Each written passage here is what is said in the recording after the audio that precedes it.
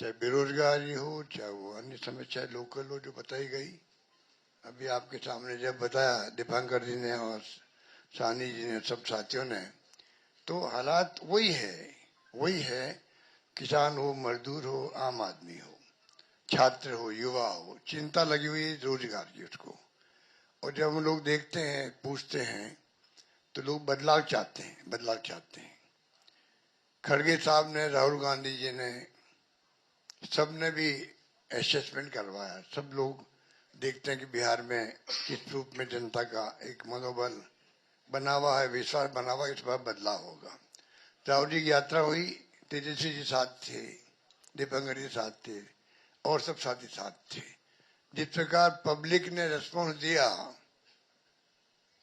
पूरे देश ने देखा उसको, पूरे देश ने देखा। इन हालातों में हम लोग चल रहे हैं।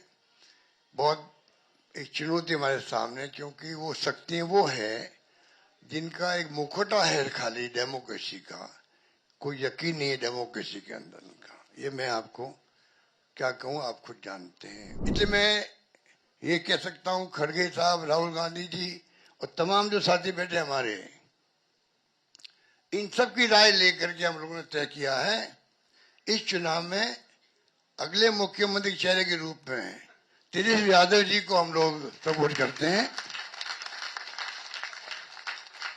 जो एक नौजवान है, लंबा फ्यूचर है इनके साथ में।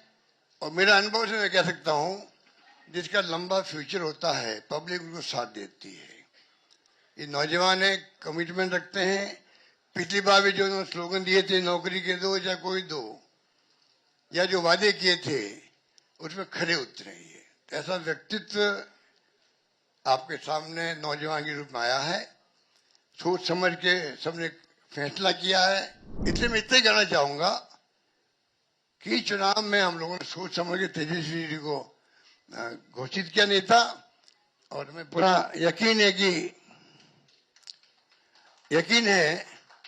कि जो है तेजस्वी जी की घोषणा करना मायने रखता है। साथ में सबकी राय बनी है कि जो हमारे अन्य पिछड़ा वर्ग के साथी हैं, मुकेश सहनी जी, जिनको आप सब जानते हैं, मुकेश सहनी जी, जो एक संघर्ष करते हुए यहां तक पहुंचे हैं, अपनी पार्टी बनाई है, अपनी अकल होशियारी से, अपनी मेहनत से बनाई है, गरीबों के मसीहा के रूप में, अपनी कौम के मसीहा के रूप में उभर के आए हैं। ऐसे नौजवान को हमने तय किया है वो उप मुख्यमंत्री होंगे साथ में।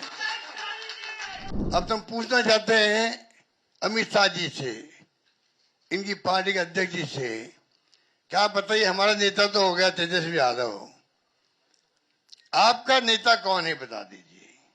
इससे काम नहीं चलेगा कि नीतीश कुमार के नेतृत्व में चुनाव लड़ा जाएगा। अगला मुख्यमंत्री का उम्मीदवार आपका कौन है ये उनको बताना पड़ेगा। ये हमारी मांग है। और मांग क्यों है? इसलिए है, आपने देखा महाराष्ट्र के अंदर जो शिंदे थे वो मुख्यमंत्री तत्कालीन। इसलिए मैं कहना चाहूंगा कि इस मौके पर जो है, इस मौके पर अभी दीपांकर जी कह रहे थे कि पिछला चुनाव भी जो है, अभी तो इंडिया गठबंधन बन गया प्रदेश भर के अंदर, अच्छी परफॉर्मेंस दी है पार्लियामेंट के अंदर, कोई कम बात नहीं थी। 240 पे लाके छोड़ दिया उन लोगों को, 400 पार के नारे लगा रहे थे वो लोग। सब कुछ देख लिया देश ने, और फाउल नहीं खेलते तो हो सकता है सरकार भी उनकी नहीं बनती।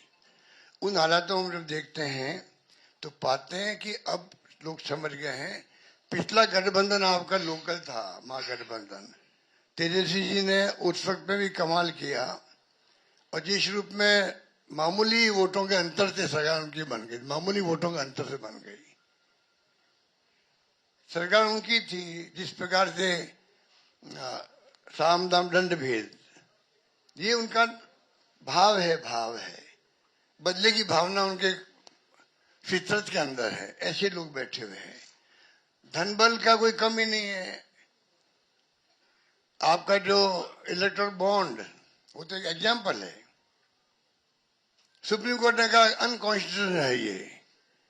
इतने कैसे काम चलेगा? जो पैसा जमा है उनके पास में, जो खेल खेल रहे हैं देश के अंदर, चुनाव को प्रभावित कर रहे हैं, सरकारों को गिरा रहे हैं, मॉडल अलग अलग है उनका।